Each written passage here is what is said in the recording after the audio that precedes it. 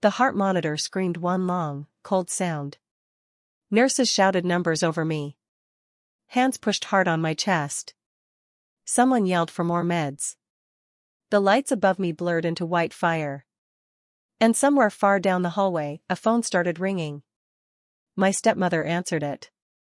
A doctor told her I might die. She listened. Then she said 7 words that broke my family forever. We still have 7 days in Napa. She hung up. A second later, my heart stopped. I don't remember the exact second I died. Maybe that is the only mercy in a moment like that. You don't have to watch your own life leave you. 1 second, I was walking across the motor pool at Fort Campbell with a clipboard in my hand, checking maintenance logs with Sergeant Morales. The next second, the ground tilted so fast it felt like the whole world had slipped out from under me. I tasted metal in my mouth. I heard Morales scream for a medic. I remember one foolish thought flashing through my head: I still had 3 more vehicles to inspect before lunch. Then even that was gone. There was only darkness, and the slow fading thump of my own heart, like a toy running out of batteries. My name is Quinn Parker. I'm 32 years old. Before that Tuesday, I had spent almost 12 years in the Army as a logistics officer. I had worked my way up to major through long nights, hard missions, field exercises, and more pressure than most people ever see. I built my whole life on discipline. I built myself into someone strong because, somewhere along the way, I learned a painful truth. If I fell, I could not count on anyone to catch me.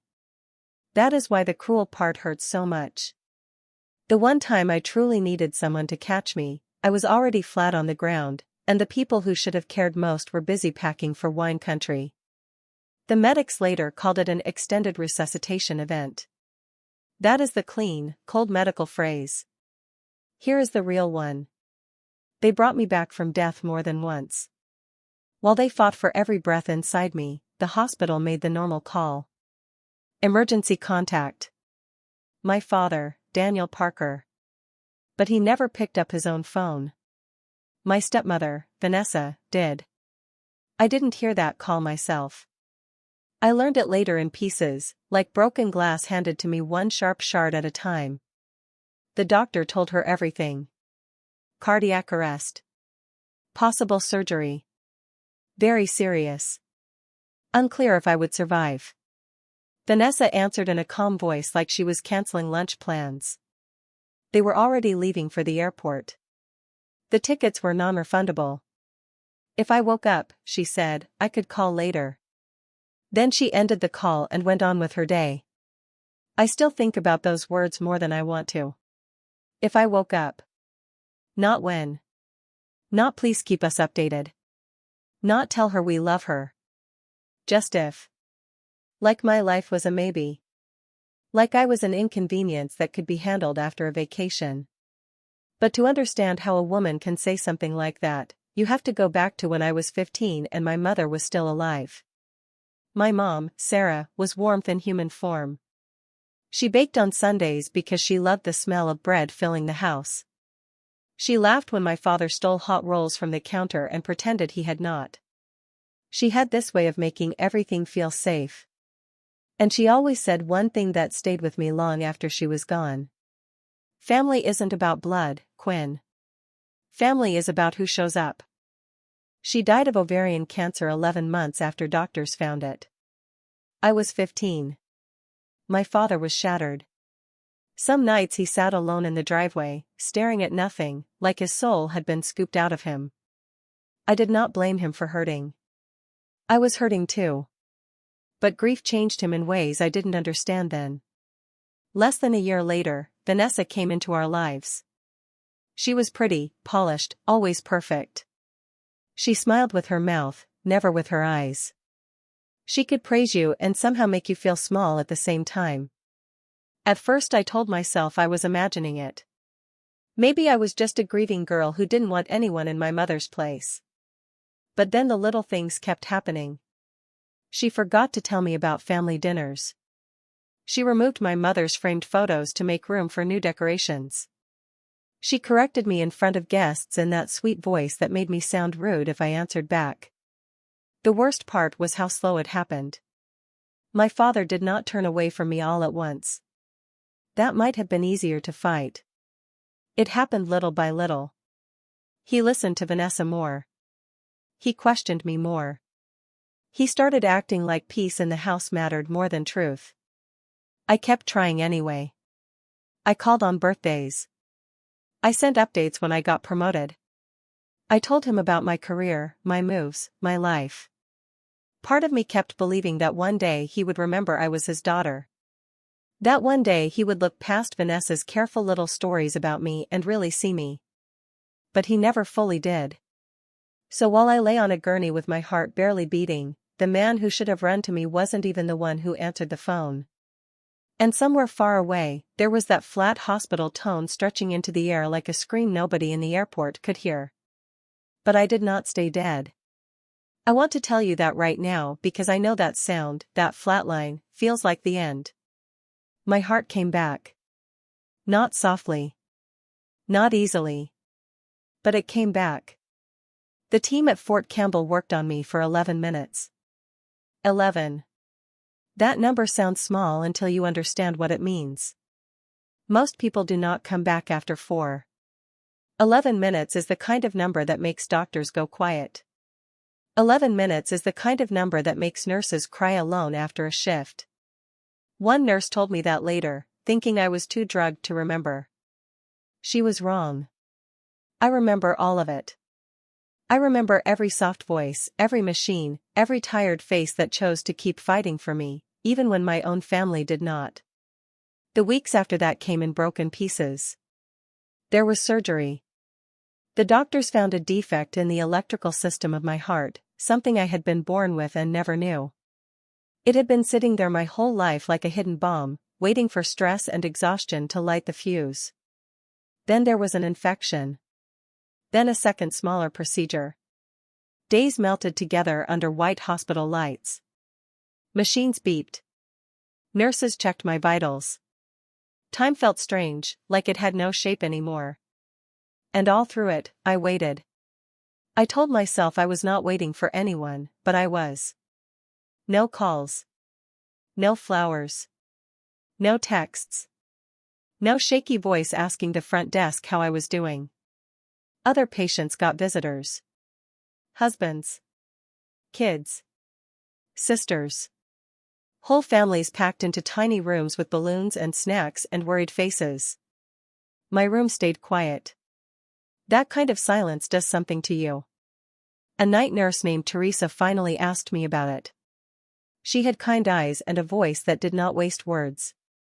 She had noticed the visitor log by my bed was empty every day. During one slow shift, she asked, very gently, if my family lived far away. I stared at the ceiling for a second before I answered. I don't know where they are, I said. But they know where I am. Teresa said nothing after that. She just nodded once. But I saw her jaw tighten. I saw the anger in her face before she looked away. After that, she checked on me more often than she needed to. She fixed my blankets. Refilled my water. Made sure someone was watching me. It was not pity. It was care. The kind my own blood should have given me without being asked. On day 9, Colonel Hayes came to see me. I had worked under him for 2 years. We were not close, but we respected each other. He sat in the cheap plastic chair beside my bed, uncomfortable in his dress uniform, and looked at me for a long moment. Then he asked, straight and simple, Major Parker, where is your father? I looked back at him, and for the first time since waking up, everything inside me went very still. I don't know, sir, I said. I guess he's still on vacation. Hayes did not show shock, not openly. Men like him were trained too well for that. But something in his eyes changed. He told me the hospital had tried calling my father again and again. Calls. Voicemails. Texts. Even a second number for my stepmother. No one answered back. I wish I could tell you I broke down then. I wish I could say I cried, or screamed, or threw something across the room. But that is not what happened. What I felt was quieter. Colder. Like hearing a lock click shut deep inside my chest. A door I had been holding open for years finally closed. I thought of my mother.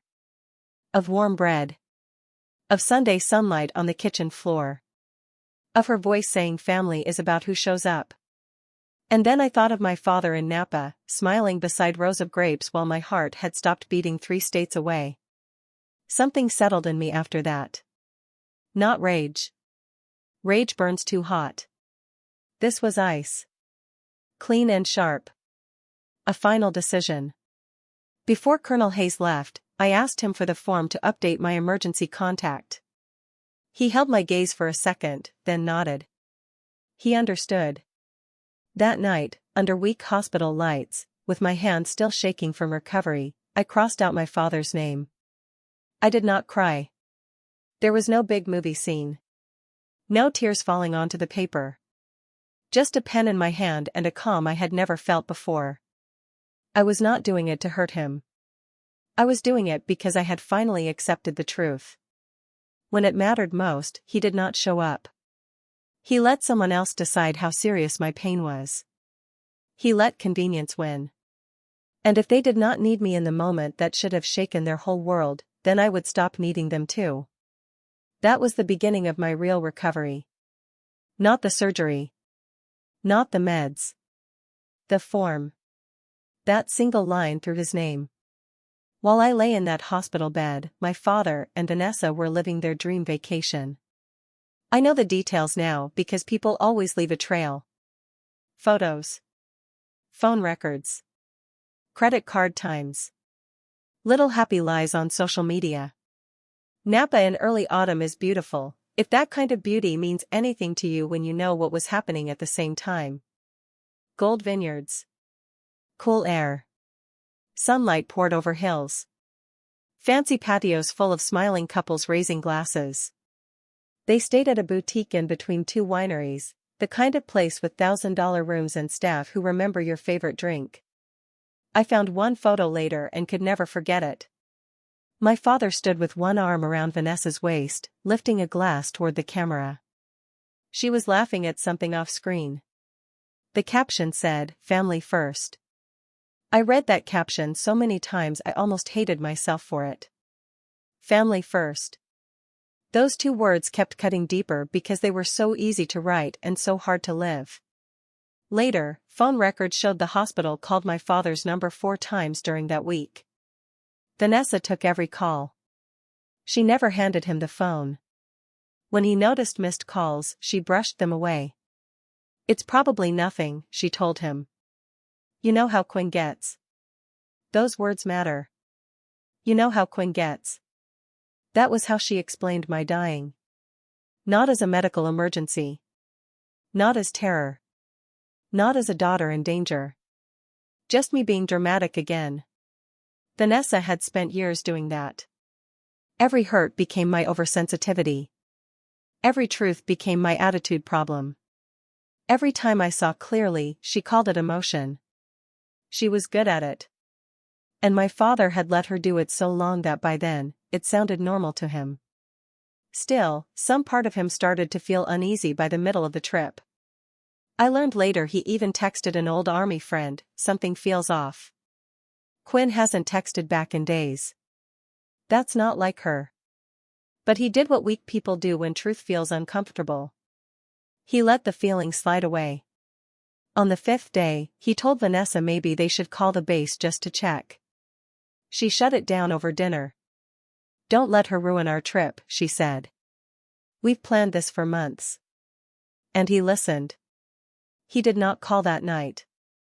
He did not call the next morning. He went to tastings. He had a spa afternoon. He watched the sunset on the last night while I went through a second procedure because my recovery had gone wrong. It was not until they were packing to leave, standing in that quiet hotel room smelling like expensive soap and clean towels, that he finally called my phone. It rang and rang. Of course it did. My phone had been dead in a hospital locker for over a week. I had been unconscious for parts of that time, weak and drifting through the rest. But he told himself a simpler story. He told himself I was mad. He told himself I was ignoring him on purpose. That version of the truth asked less of him. It did not force him to face the darker question. What if his daughter wasn't angry? What if she was gone? He never asked that hard question until it was too late. He had no idea that I had already crossed his name off a form. No idea that the daughter he thought would always still be there had made a final choice in a hospital bed. By the time he got home from Napa, I had already been discharged. And I did not go back to the life he knew. I sold my apartment faster than I ever expected. At first I had not planned to. But after the emergency contact form, other choices came easier. Clean. Fast. Sharp. From my hospital bed, I started making calls. A realtor recommended by another officer handled almost everything. I signed documents on top of thin blankets with a hand still too weak to write my name the old way. Within 2 weeks, the apartment had a buyer. Within 3, it was gone. I changed my number that same week. Not out of revenge. Out of survival. I needed a clean break from the woman who kept hoping maybe next time her father would choose her. I requested a transfer. Colonel Hayes helped move the paperwork fast. Within a month, I had orders to another base 3 states away. Far enough that finding me would take effort. And effort, I had learned, was something my father only gave when it was easy. I also met with a JAG officer named Captain Bennett. Quiet. Sharp. The kind of man who saw more than he said. He helped me handle the permanent things. My will. My life insurance. Medical power of attorney. I gave that role to a close friend and fellow officer, Captain Naomi Carter.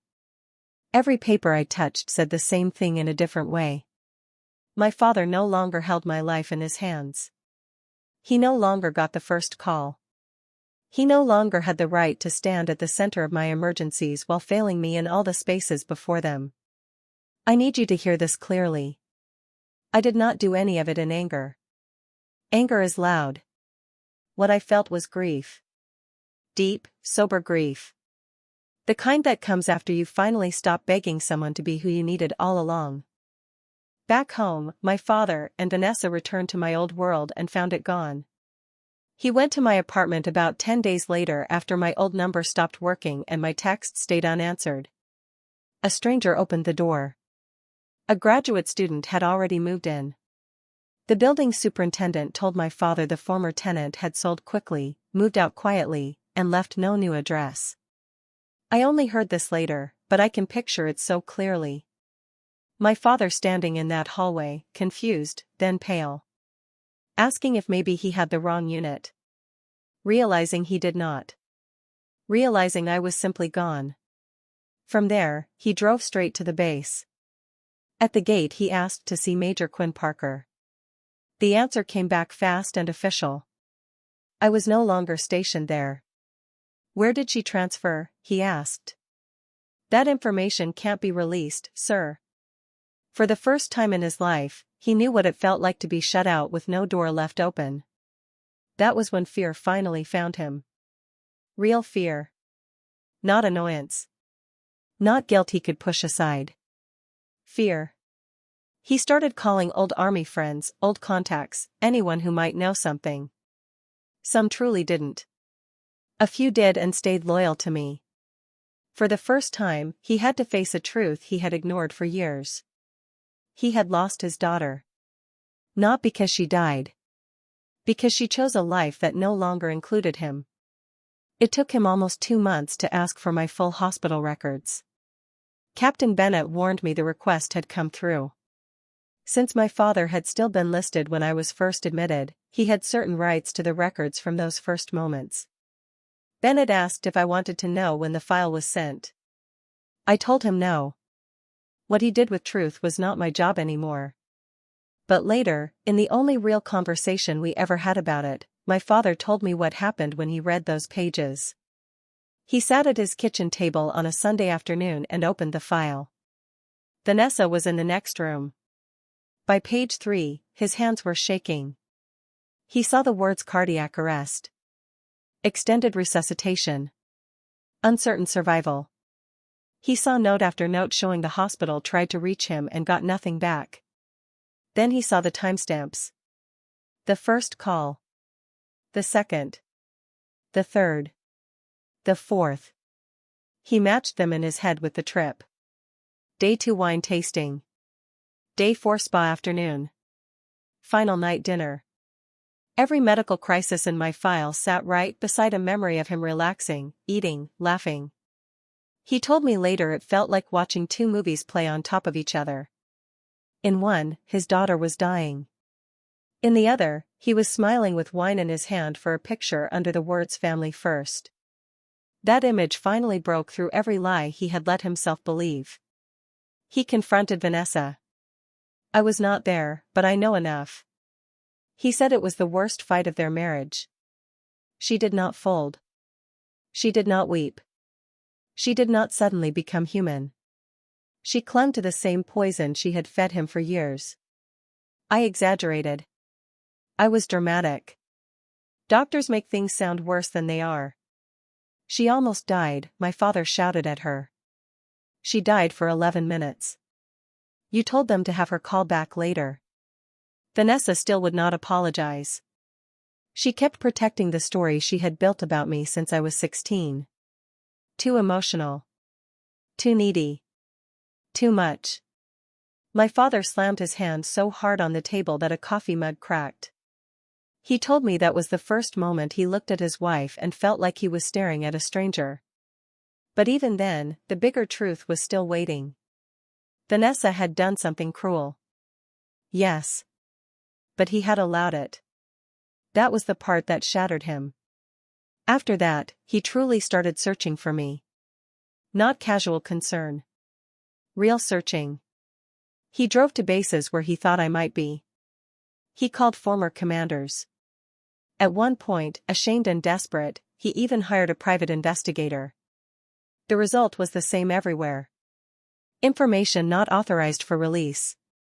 She does not wish to be contacted. We can't help you. One former colleague finally looked him in the face at a veterans event and said the one sentence no paperwork had said out loud. She doesn't want to see you. I think you already know why. He told me that line hit harder than my hospital records. Because it proved this was not a misunderstanding waiting to be fixed. It was a door closed on purpose by a daughter who had run out of reasons to keep waiting. 3 months later, I made lieutenant colonel. 3 years passed after that. They were not easy years, but they were steady years. I poured myself into my work. I built real friendships with people who showed up in the small ways that count. I dated another officer named Ethan for a while. It ended quietly, without drama, just life moving the way life does. I adopted a scruffy dog named Scout after he wandered near a training site and refused to leave my side. Somewhere in that new life, peace found me. Not perfect happiness. But peace. The wound scarred over. Then one ordinary Tuesday in March, an envelope arrived at my current address. No return address. Just my name in handwriting I knew right away. My father's. Slightly slanted. Careful. The same hand that once signed my school forms when he was still just dad and not a man I had to remove from my emergency contact. I let that letter sit on my kitchen table for 2 days before I opened it. Scout stayed by my feet the whole time, like he knew something big was waiting inside that paper. When I finally unfolded it, I found several handwritten pages. What shocked me most was what was not there. No excuses. No twisting. No blame. He wrote about reading my hospital file. About the timestamps.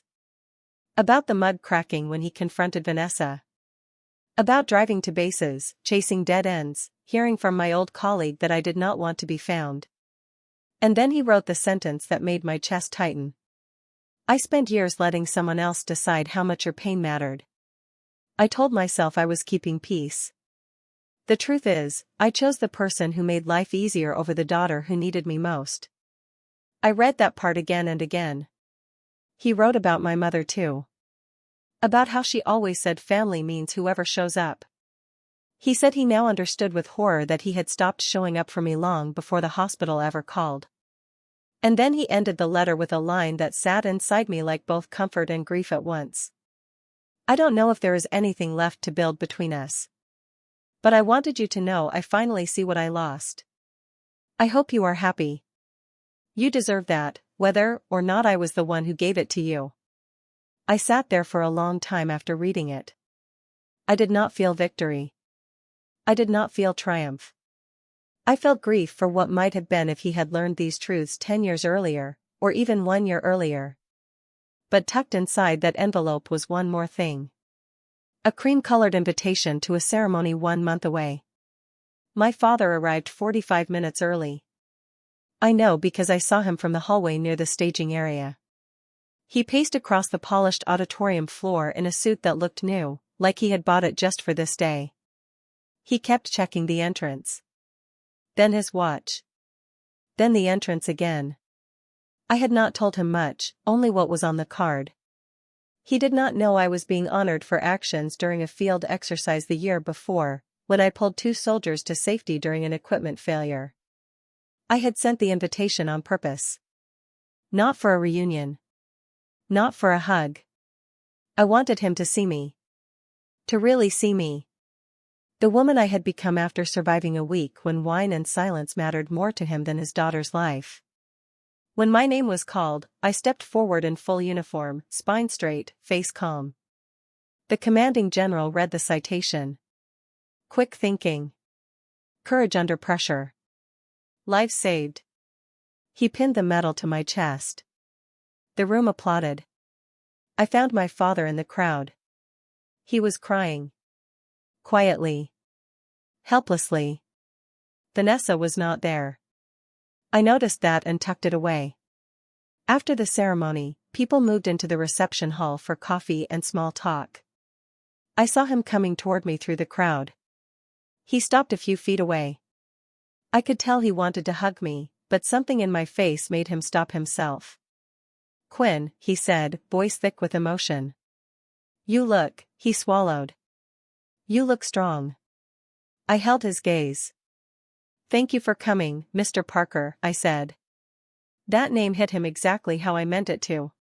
He flinched, just a little. Then he nodded. That's fair, he said softly. More than fair.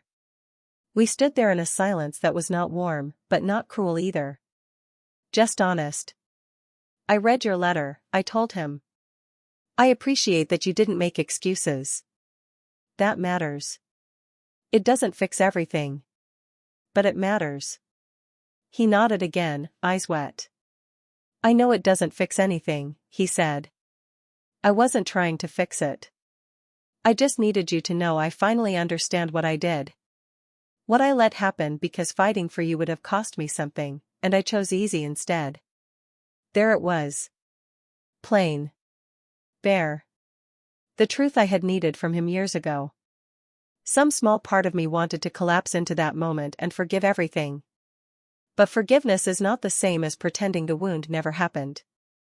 I reached into my bag and handed him a folded paper. He opened it slowly. It was a copy of my current emergency contact form. He read the line where father had once belonged. Removed. He stared at that page for a long time, far longer than needed to read a single word.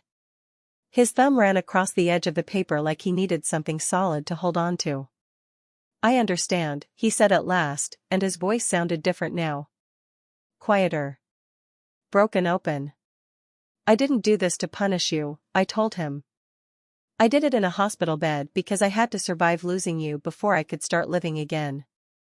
I'm showing you now because you deserve the truth. The same way I deserved it all those years and never got it.